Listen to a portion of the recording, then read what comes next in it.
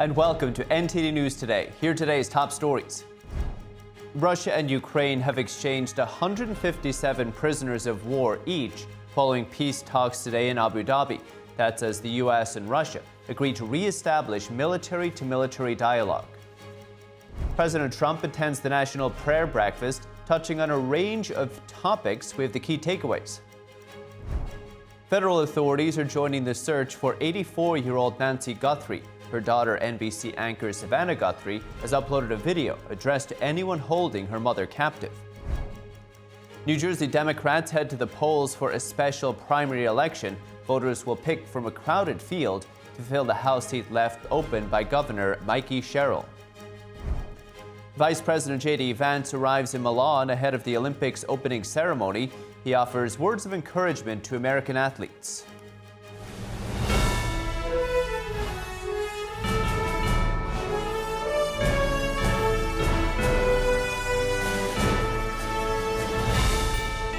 This is NTD News Today, live from our global headquarters in New York City. The Justice Department has announced an arrest in Minneapolis. Officials say the suspect is a self-identified anti-ICE terrorist. Kyle Wagner of Minneapolis was arrested on federal threat and cyber stalking charges. He's expected to appear in court today.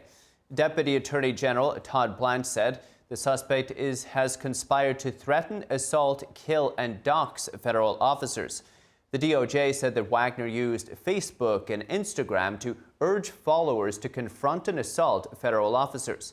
In one video, officials say Wagner directly threatened ICE, saying agents were coming under attack.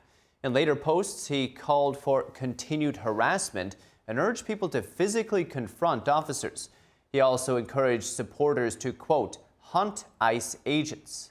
Authorities say the suspect promoted the unmasking of ICE agents and framed the situation as a war that he was prepared to die for. Attorney General Pam Bondi called the suspect an Antifa domestic terrorist, adding, quote, if you come for law enforcement, the Trump administration will come for you. We'll keep you updated. Special Envoy Steve Witkoff provided an update on peace talks in Abu Dhabi today. He said delegations from the U.S., Russia, and Ukraine have agreed to a prisoner exchange involving 314 individuals. Russia's defense ministry released a short video showing a group of uniformed men getting on a bus. Ukraine's President Zelensky shared on social media that Ukraine secured the release of 157 people held by Russia. That includes soldiers, officers, and civilians. Most have been in captivity since 2022. Zelensky said it's the first exchange in 5 months. Witkoff said talks will continue, with further progress expected in the coming weeks. Meanwhile, Zelensky addressed the ongoing human cost of the conflict. He reported that 55,000 Ukrainian soldiers have been killed since the start of the Russian invasion. We agreed that the next meeting will take place in the near future. Regarding the nature of the conversation and what was discussed, they talked about everything. The negotiators consider the information very sensitive and want to come and brief me in detail. We discussed energy cooperation. There are things that can strengthen both our countries. In particular, this concerns the development of our energy networks in Ukraine and Poland. There are projects we must implement. We expect productive joint work. Now, also at the talks in Abu Dhabi today, the U.S. made progress in improving relations with Russia. The two countries agreed to re-establish direct military-to-military dialogue, with the American side saying the new channel will provide consistent contact as the parties continue working toward peace in Ukraine. High-level military communication was suspended back in 2021. Back then, relations between Moscow and Washington were growing increasingly strained ahead of Russia's invasion. Also today, the last remaining nuclear arms control treaty between the U.S. and Russia is expiring. This ends legally binding limits on the world's two largest nuclear arsenals for the first time in decades. The treaty came into force back in 2011 and was extended for 5 years in 2021, although it's not yet clear if Washington and Moscow use today's talks to extend the treaty again. Another search for NBC anchor Savannah Guthrie's 84-year-old mother continues. The family now speaking directly to anyone who may be holding Nancy Guthrie. Here's the latest. Today Show co-anchor Savannah Guthrie posted a video message yesterday addressing anyone who might be holding her elderly mother. Our mom is a kind, faithful, loyal, fiercely loving woman of goodness and light. Our mom is our heart and our home. She is 84 years old. Her health, her heart is fragile. Nancy Guthrie disappeared from her Arizona home several days ago. In the message posted to Instagram, the NBC co-host spoke to the potential captors directly. As a family, we are doing everything that we can. We are ready to talk. Savannah, who appeared with her brother and sister, said the family had heard media reports of a ransom note, but said it was an age in which such material can be faked. We need to know, without a doubt, that she is alive and that you have her. We want to hear from you, and we are ready to listen. Please, reach out to us. The siblings spoke directly to their missing mother, calling her their beacon. Mama, if you're listening, we need you to come home. We miss you. Mommy, if you are hearing this, you are a strong woman. You are God's precious daughter, Nancy. We believe and know that even in this valley, He is with you. President Trump said he spoke with Savannah Guthrie yesterday. In a Truth Social post, the president said he's directing all federal law enforcement to be at the family's and local police departments' disposal. Nancy Guthrie was last seen on January 31st when she was dropped off at her home by relatives after having dinner with them. Authorities say she was reported missing the following afternoon. Police have cordoned off her home. Pima County Sheriff Chris Nanos told CBS that Nancy Guthrie could not have walked away from her home and that he believed she was abducted. He told reporters this was not dementia-related and that the elderly Guthrie is as sharp as a tack. He noted Guthrie had limited mobility and she was taking medication daily. As of now, no suspect has been identified. Now, we'll keep you updated as that story develops. And in other news, an Arizona Department of Public Safety helicopter crashed last night, killing both the pilot and a trooper on board. The aircraft went down as it was assisting officers in responding to an active shooter. The names of the trooper and the pilot haven't been released yet, but the FAA said the helicopter crashed near Flagstaff. The agency said it would assist the National Transportation Safety Board in the crash investigation, with the Air Rescue Unit trained for various missions, including mountain and water rescues. The Flagstaff Police Department said the suspect in the shooting suffered non-fatal gunshot wounds, was taken into custody. No one else was injured. And now President Trump attended the National Prayer Breakfast today. The annual event focused on faith and fellowship across political lines. It's been attended by every president since Dwight D. Eisenhower, with President Trump saying he's been here just about every time, joking he didn't have the courage to turn it down. And last time I came, I got in at 4 in the morning. They said, "Sir, you're going to be speaking at 7." I said, "Really? Oh, that's wonderful." I said, "Where?" "National Prayer Breakfast." I said, "I'll be there. I'm afraid not to be. I need all the help I can get." Because last time I was having a lot of fun. We had a big crowd. We had 60,000 people, and I'm talking about the fact that I will never make it to heaven. I will never, ever. And I was being funny. I was trying to be, you can't be sarcastic with them because they write your words, and they don't. The people who are reading the words are much different. But I said, I'm never going to make it to heaven. I just don't think I qualify. I don't think there's a thing I can do. All of these good things I'm doing, including for religion. Religion's back now hotter than ever before. The president also brought up the issue of voter ID, saying the issue polls very high among Democrats too, but that Democratic leaders don't want to approve it. The president touted his administration's success on investment and energy and defended Kristi Noem amid calls for her firing. Yesterday, I did the Super Bowl interview. "Sir, are you going to relieve Kristi Noem of her duties?" "No." "Oh." I said, "Why would I do that?" We have the strongest border in the history of our country. We have the best crime numbers we've ever had, going back to the year 1900. That's 125 years. So we're having tremendous success. We have more investment being made in our country now than any country has ever had by many times. You go back 10 years, a certain country, not us, $3 trillion. We have in 11 months, because the 12th month is coming out next week, we have $18 trillion of investment coming in. The biggest ever was 3 many years ago. And one of the reasons for it is Secretaries Doug Burgum and Doug Collins. They are drilling like, you know, my whole thing was drill, baby, drill. Where are they sitting?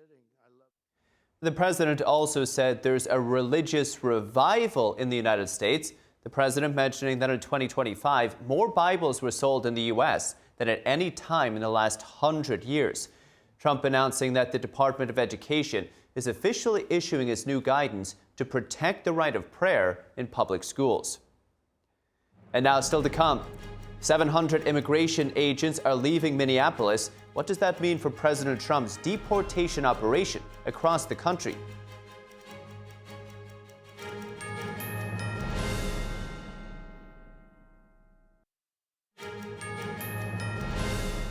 Welcome back. I'm Paul Graney. We start with a look at immigration enforcement. President Trump signaling that immigration officials are adapting their techniques amid heightened tensions. NTD's Daniel Monahan has more on that, plus an update from the southern border with DHS Secretary Kristi Noem. The Trump administration is reducing the number of immigration officers in Minnesota due to increased cooperation with local law enforcement. Given this increase in unprecedented collaboration, and as a result of the need for less law enforcement officers to do this work in a safer environment, I have announced effective immediately we will draw down 700 people.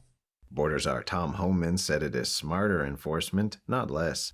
President Trump discussing enforcement operations in Minnesota. I learned that maybe we can use a little bit of a softer touch, but you still have to be tough. These are criminals. We're dealing with really hard criminals. Trump says he has called Governor Walz and Minneapolis Mayor Frye and had great conversations with them. And then I see them ranting and raving out there, literally as though a call wasn't made. Trump called the shooting deaths of Alex Preddy and Renee Good unfortunate, speaking on NBC News. He was not an angel, and she was not an angel. You know, you look at some tapes from back, but still, I'm not happy with what happened there. Nobody could be happy, and ICE wasn't happy either. And the president says they have 5 cities his administration is strongly considering for new enforcement operations, but they prefer to be invited. We could have Chicago be a safe city, just like D.C. is a safe city, just like all of these places that we've gone to.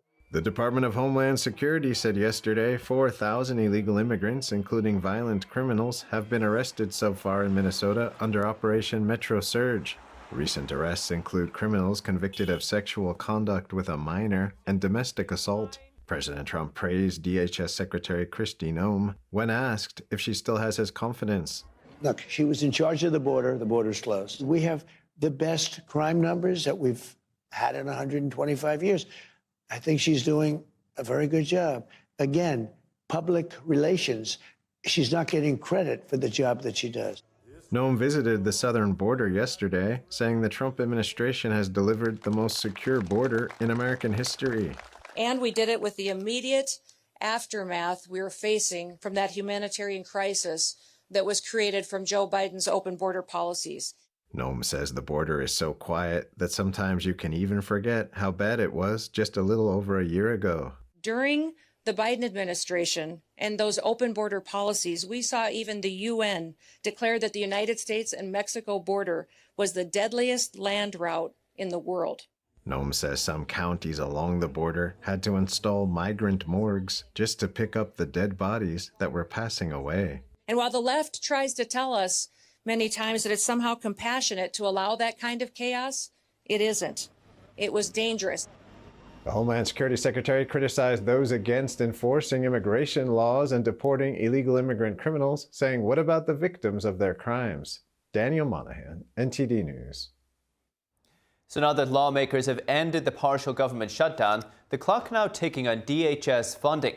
Democrats expected to unveil their official proposals today to reform the agency, while President Trump vows a drawdown of ICE agents in Minnesota. NTD's Melina Weisskopf reports.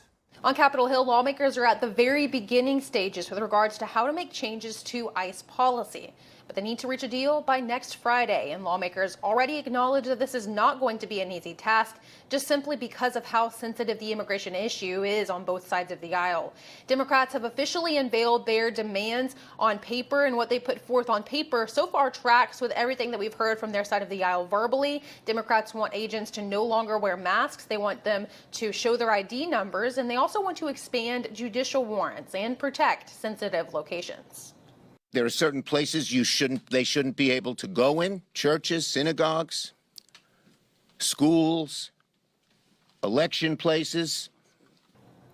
Now, Republicans have said they are open to certain changes that Democrats have put forth, but not all of them. Some sticking points include issues like removal of masks and showing ID, because Republicans, specifically House Speaker Mike Johnson, says that this level of exposure could allow criminals to target ICE agents and their families. Because unlike your local law enforcement in your hometown, ICE agents are being doxxed and targeted. We have evidence of that. Everybody knows that is happening.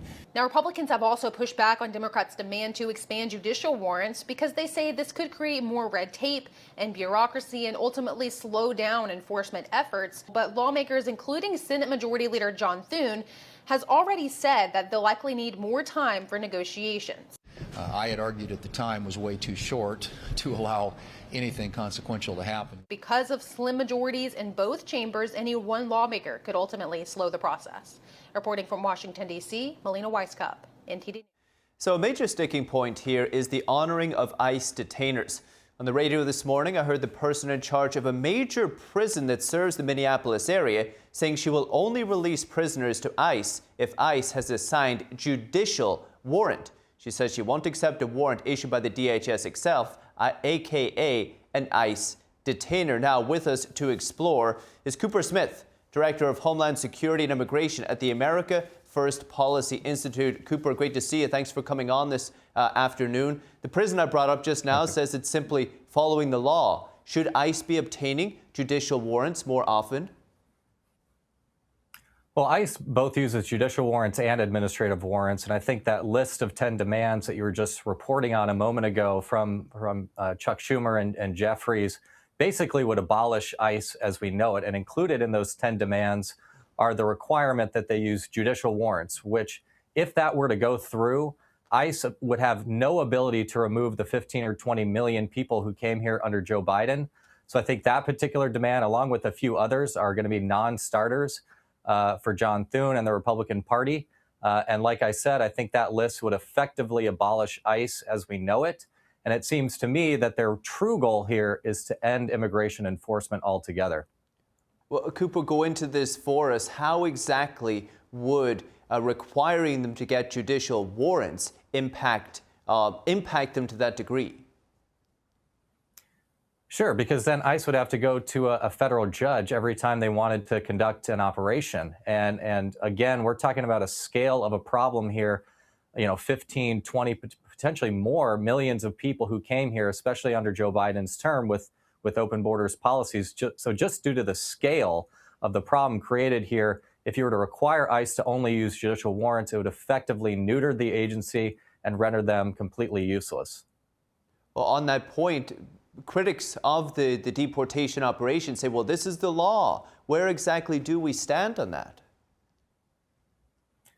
Well, the law also says if you have no legal right to be here, then you should be removed. So I find it really ironic from the left who's saying that this is immigration law. Well, if they read Title 8 of the U.S. Code, they would know that entering the country illegally is a crime. If you come again, it's a felony. Unfortunately, the Department of Justice doesn't have the resources to prosecute all of those cases.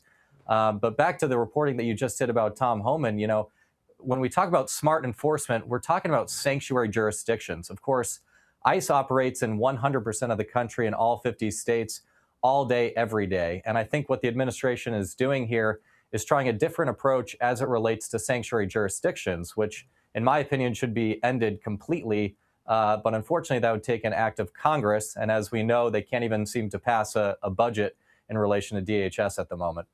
Well, Cooper, on that point, as you said, Homan said 700 agents are being withdrawn from Minneapolis. Democrats on their side are calling for more targeted operations.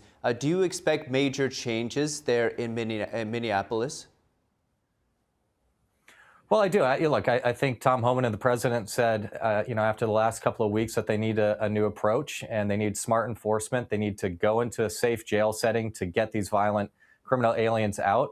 I think it's also important to remember that, as you reported on, 4,000 criminal illegal aliens have already been removed from Minneapolis since Metro Surge started. But going back to the beginning of the Trump administration, we're talking about 10,000 people who've been removed from that state. So, I don't think we're going to see a huge change in those numbers. I think the numbers will continue to tick up. I think mass deportation will continue, and that's what the president has indicated. And I just want to note, some of the people lifted out of Minneapolis during this operation have committed terrible crimes. I think oftentimes this gets overlooked. Staying on the point, the president said his deportation operation maybe could have used a softer touch. He did say you still need to be tough. What do you think that means? Particularly, where do you think this lighter touch may come in? Yeah, again, going back to my original point, I think what they're doing here, when he says softer touch, it's in relation to sanctuary jurisdiction policies, right? Going back to the beginning of the Trump administration, they've been trying to get rid of sanctuary cities, either by taking their resources from them or outright banning them altogether. Congress has been working on that as well. But while that works through the courts and through Congress, what the president and Tom Homan are saying is, okay, maybe that particular model didn't work in a sanctuary jurisdiction. Perhaps we need to negotiate more, come to an agreement. And my hope is, what I think will happen is, if Tom Homan is able to successfully negotiate with local sheriffs, with the mayor, with the governor, perhaps that can serve as a model for other sanctuary states and other sanctuary jurisdictions, whether that's California and Illinois, New Jersey, New Mexico, other states who are against the president's immigration priorities, but who nonetheless need to comply with federal law and should.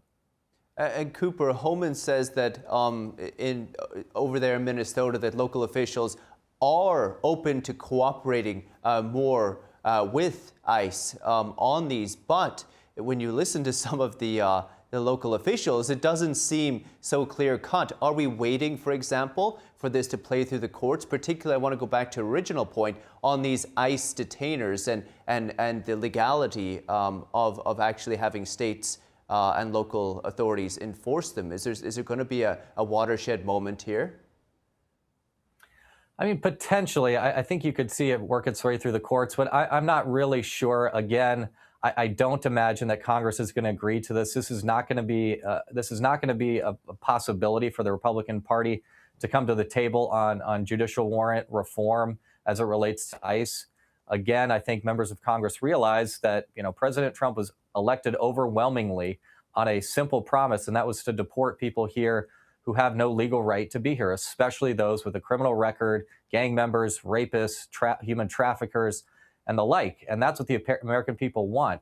And additionally, I would point to recent polling that just came out from Harvard-Harris saying that 73% of all Americans want criminal aliens deported. 73%.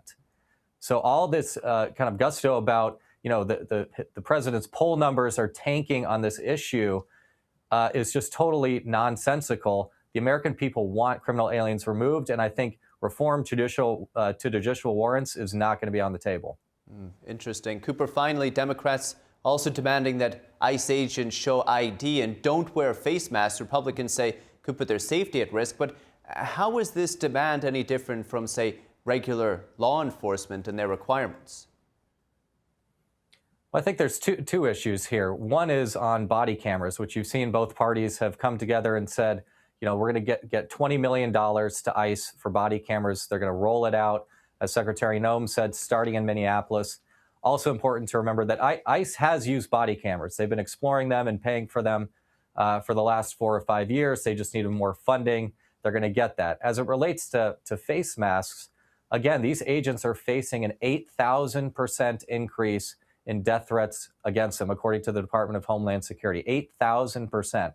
And it's not just the agent. It's unfortunately their families, it's their children who are getting involved in the doxing. So I think they do need to be protected. They do need to have that ability to keep the masks on. And I don't imagine that Republicans are going to change their mind on that issue. It's just incredible what's happening. Cooper Smith at the America First Policy Institute. Cooper, thank you. And now, President Trump opted not to choose between Vice President J.D. Vance and Secretary of State Marco Rubio for the 2028 election. Trump, who was asked would he endorse who on NBC News, here's what he said. Well, I don't want to get into this. We have 3 years to go. I don't want to, I have two people that are doing a great job. I don't want to have an argument with, I don't want to use the word fight. It wouldn't be a fight. But look, J.D. is fantastic and Marco is fantastic. Of course, Marco Rubio has been active on multiple fronts since joining the second Trump administration. The Secretary of State was also appointed acting head of USAID and National Security Advisor last year. Panama's president said his country would not renew its Belt and Road Initiative agreement with China after a meeting with Rubio.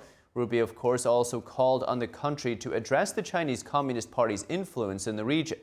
Vance, meanwhile, cast a tie-breaking vote to block Democrats from restricting Trump's ability to continue military action in Venezuela. The VP has also emerged as a prominent defender and advocate of the administration's America First agenda. Now moving on, New Jersey Democrats head to the polls today for a special primary election. Voters will pick from a crowded field to fill the House seat left open by Governor Mikey Sherrill.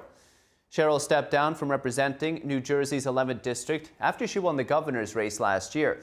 Among the leading Democrats seeking the nomination is former Representative Tom Malinowski. He lost a bid for re-election in another district back in 2022. New Jersey Democratic Senator Andy Kim has endorsed him. Essex County Commissioner Brendan Gill is running too. Gill has the endorsement of former Governor Phil Murphy after managing Murphy's first campaign for governor. Taisha Way is also in the race. Way served as Lieutenant Governor and Secretary of State for 2 terms under Murphy until last month. In the Republican race, Randolph Mayor Joe Hathaway is running unopposed. Special general election is set for April 16th. We'll let you know who wins it. And former Vice President Kamala Harris has announced a new online organizing effort. It's called Headquarters.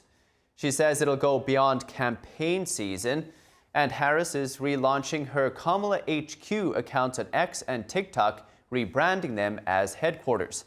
The group People for the American Way is partnering for the project, with organizers saying they plan to expand to other social media platforms. And now the U.S. job market appears to be cooling. Labor Department data is showing a 2-month high in the number of Americans applying for first-time unemployment benefits.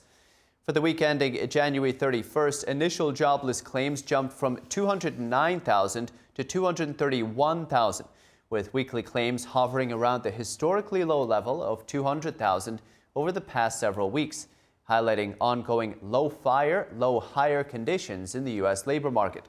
The 4-week average ticked up by 6,000 to 212,000, with the number of individuals currently receiving unemployment benefits increasing by 25,000 to 1.84 million. That marked the 4th consecutive week in which recurring claims remained below 1.9 million.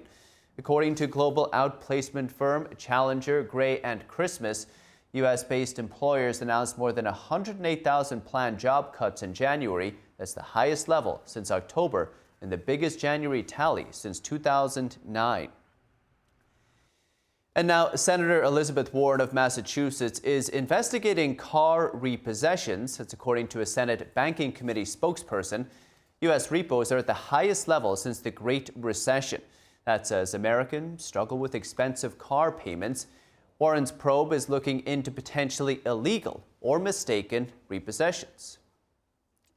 And still to come, the U.S. and Iran will hold talks tomorrow in Oman. What President Trump is saying is the two nations remain at odds. And Taiwan's president says the island's ties with the United States are rock solid. He makes the comment after President Trump and the Chinese regime leader spoke by phone. Stay tuned for more after the break.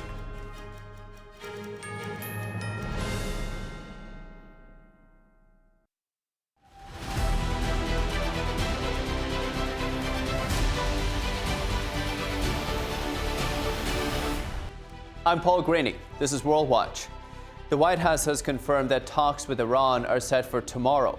The meeting in Oman comes amid heightened tensions over Iran's nuclear program and the U.S. buildup in the region.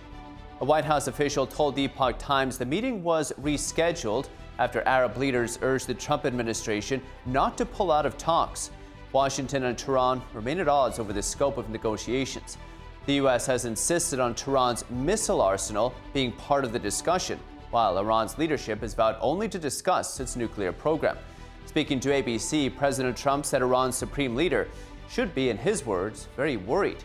He said if the U.S. hadn't taken out Iran's nuclear facilities last year, they would have produced a nuclear weapon within a month. And now France today said its Navy seized more than 4 tons of cocaine in French Polynesia and intercepted another boat carrying the drug in the Caribbean.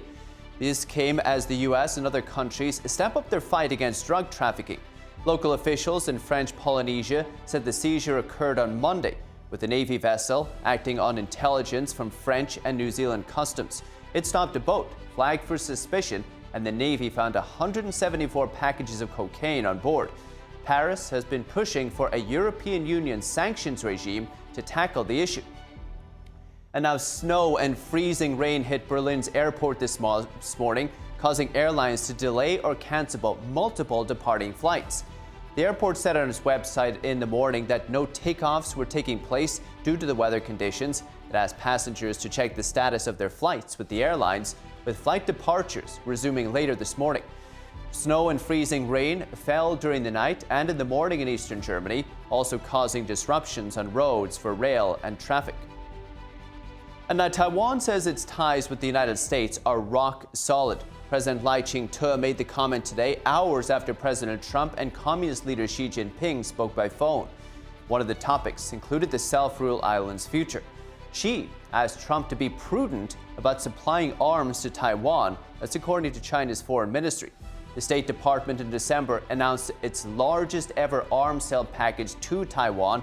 The deal, valued at more than $11 billion, includes missiles, artillery systems, and drones. Taiwan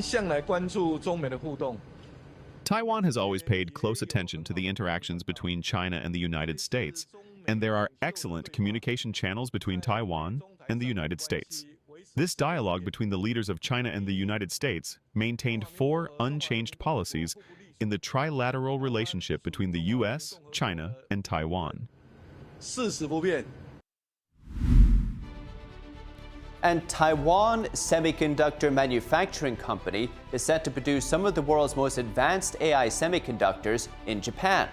The company plans to make 3-nanometer chips at a currently under construction factory, with the chips set to power AI applications, robotics, and autonomous driving technologies. The move, seen as a boost for Japan's chip-making ambitions, and comes ahead of a general election, with Prime Minister Sanae Takaichi calling the project significant for economic security.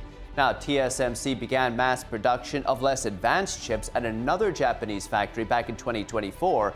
The company also expanding here in the U.S., including new facilities in Arizona to meet rising global AI demand. And now federal authorities are investigating a suspected biolab at a home in Las Vegas. The owner is a Chinese national who's currently in custody. He was arrested 3 years ago for running an unlicensed biolab in California, where officials found about 1,000 mice engineered to carry COVID-19. NTD's Juliet Song has more. Investigations are underway over a suspected biolab found inside a Las Vegas home. SWAT teams and the FBI swooped in on Saturday. Within a locked garage, they found refrigerators and vials with unknown substances. A local sheriff says the materials could be biological or hazardous. Those materials have been transferred to an FBI lab for testing. Investigators say there is no threat to the public. The property manager of the home has been taken into custody. The owner of the home, Jia Beizhu, is already in federal custody. He was arrested after officials discovered an illegal biolab he operated in California. There, authorities discovered 1,000 mice whose DNA has been engineered to catch and carry the COVID-19 virus. Officials also uncovered at least 20 potentially infectious agents, including HIV, tuberculosis, and the deadliest known form of malaria. Zhu has been charged with making misbranded medical devices. His attorney says he has no involvement in any alleged biolab tied to the Las Vegas investigation. He's also wanted in Canada for stealing millions of dollars worth of intellectual property from U.S. companies. He's scheduled for trial in April in the California case. Juliet Song, NTD News. And some new information is coming in about an alleged illegal biolab in Las Vegas.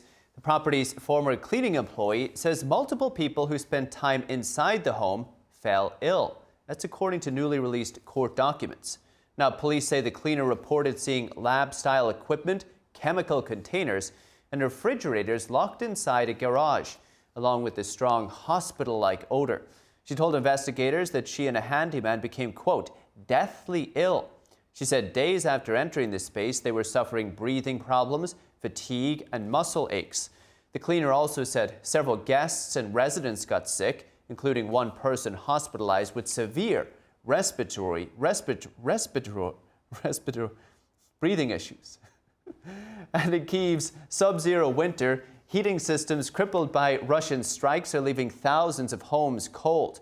Working in basements across the city, 66-year-old plumber Volodymyr Vasilyev is one of the people racing to keep families warm. We have the details.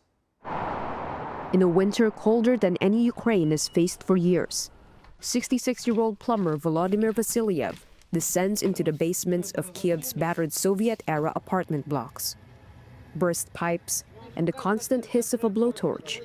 This has become his routine as crews scramble to restore heat to a city repeatedly plunged into darkness. You just have to do it as quickly as possible because there are people there, and that's it. I don't feel that I'm doing anything extraordinary. The guys here are just doing their job calmly. Well, not calm in every way. They mostly mention that shorty, Putin, and that's it. They're all normal, adequate guys who know why they're here. Russia's renewed strikes have hammered Ukraine's energy grid. They have knocked out power and heating for hours at a time across the capital.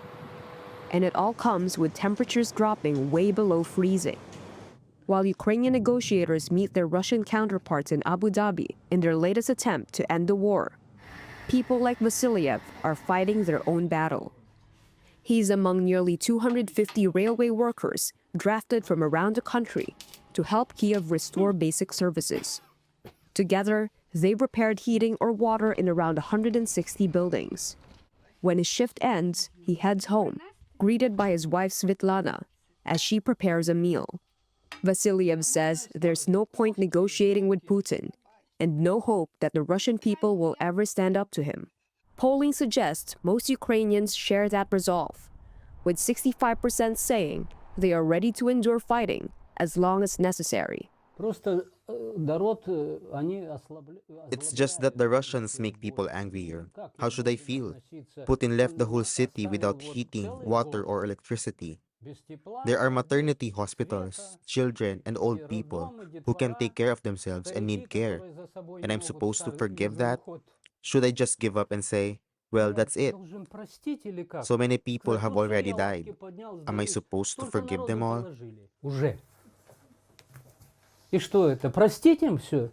Inside the buildings where Vasilyev works, residents ask only one thing: when will the heat return?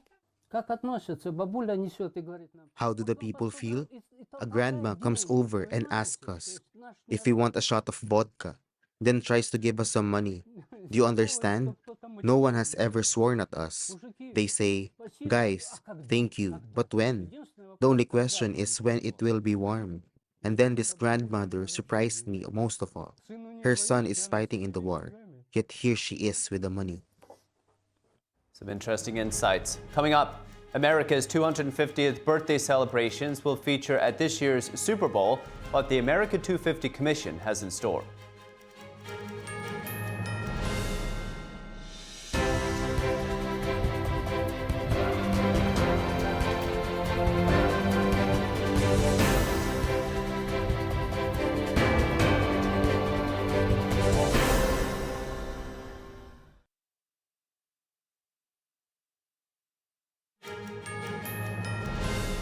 And now Vice President J.D. Vance arrived in Milan with his family today ahead of the Winter Olympics opening ceremony. Vance greeted U.S. athletes, offering some words of encouragement. Democrat, Republican, Independent, we're all rooting for you and we're cheering for you, and we know you're going to make us proud. So thank you all and hope you guys have fun. Now Vance is leading a delegation that includes his wife Usha Vance, Secretary of State Marco Rubio, and several former Olympic champions. The Vice President is scheduled to attend the opening ceremony of Milano Cortina Winter Games tomorrow. After Italy, Vance is set to head to Armenia and Azerbaijan, with President Trump tapping the VP to build on a peace deal aimed at ending 4 decades of conflict between the two nations. And now Italy has foiled a series of cyber attacks targeting some of its foreign ministry offices. The country's foreign minister said the attacks targeted a Washington, D.C. office, Winter Olympics websites, and hotels in Cortina. Talking to reporters during a trip to Washington yesterday, the foreign minister said that Russian hackers were behind the attempted attacks. He declined to provide additional details, though. Italian authorities ramping up security as global leaders are set to attend the Olympics opening ceremony tomorrow. Ahead of the opening ceremony, the Winter Olympics were already underway yesterday with the first curling matches in Cortina. And now, winning Olympic figure skating gold takes more than perfect jumps. It's a blend of precision, emotion, and magic. Team USA skaters Amber Glenn and Jason Brown unpack what defines a gold medal performance on the world's biggest stage. Take a listen. What makes a gold medal performance is heart. When you can feel that emotion from that athlete, and fight and grit. Sometimes the gold medal performance isn't what wins gold. There's a feeling to it, a excitement, and in the scoring system, that's not always what wins. And it is a technical sport, but there is a lightness to that Olympic champion. I think so often we think about Olympic performances, or we dream about the ease of an Olympic performance. Someone going out there and it's just like they make it look effortless, and like every movement was flawless and no hair out of place. And like at the end of the day, it's about fighting, it's about grit, it's about performing. It's like all of it wrapped into one and never giving up from the time you start to finish. And now, a new wireless sensor system aims to give ski jumping coaches more immediate data on technique. Switzerland's national team tests whether it can sharpen training feedback and keep their athletes airborne for longer. Here are the details. The system is being developed at ETH Zurich. Dr. Christoph Leitner is the project's lead researcher. We are really eager to understand and see what the sensor data will show, particularly when the athlete arrives at the jumping table. You know, this is a very short period of time, it's like 300 milliseconds, but getting a shot and the detail into the center of mass, for example, will definitely bring more information, not only for us engineers, but also for the coaches, and eventually, hopefully, for the athlete, having the coach as a filter to optimize their technique. As this Swiss junior skier jumps, the sensors on his boots, goggles, and legs measure his takeoff force and center of gravity while in flight. The system's machine learning model also gives immediate feedback to the athlete through a vibration motor in their boot, accelerating motor learning and enhancing jump quality. The data could help coaches pinpoint areas where an athlete needs to adjust their posture and dynamics, ultimately improving their takeoff efficiency, a key factor in securing competitive success. For the future, I see a hyper-connected athlete, an athlete that has basically sensors everywhere, tiny nodes that are super efficient and that capture the complexity of movement. And I hope to contribute with this system for the development of the ski jumpers of Swiss ski, and hopefully for other alpine sports or even summer sports. I can imagine to apply the sensors for running, swimming, any kinds of sports. And now, while there's been a lot of attention on the halftime show, this year's Super Bowl will also celebrate America's 250th birthday. The America 250 Commission has partnered with the NFL to weave elements of the celebration throughout the event. It was a great way to get the word out about America 250. So we were featured on the footballs, featured on the coin toss. So here it is here, America 250 on the heads, NFL logo as the tails. We're stenciled on the sidelines. Our flag was rolled out on the field along with the American flag, and we have lots more planned for the Super Bowl. Super Bowl week kicked off in San Francisco on Tuesday with the Super Bowl experience opening to fans. During the event, fans could enter an America 250 Airstream and record their own American story. On the 4th of July, the organization will bury a time capsule for 250 years that'll include various items from the 60th Super Bowl. America 250 chair Rosie Rios said Americans can expect several events leading up to Independence Day, or as she put it, we're rolling up into July 4th with America's ultimate block party. Sounds like fun. And now not everyone is looking forward to the Super Bowl this Sunday. Some fans are getting excited for this year's Puppy Bowl instead. Team Fluff and Team Ruff will feature a brand new roster of cute pups to take part in some pre-football action. This year, the Puppy Bowl will also feature a halftime showdown between older dogs, Team Oldies and Team Goldies. A reminder that senior dogs deserve love and adoption as well. Puppy Bowl 2022 will feature 150 dogs from 72 shelters across the U.S., Puerto Rico, and the British Virgin Islands. Again, sounds like fun. Now, if you have any feedback in the show, maybe you have some news tips for us, send us an email, news.today@ntd.com. We'd love to hear from you. We'll cover more news right after this break.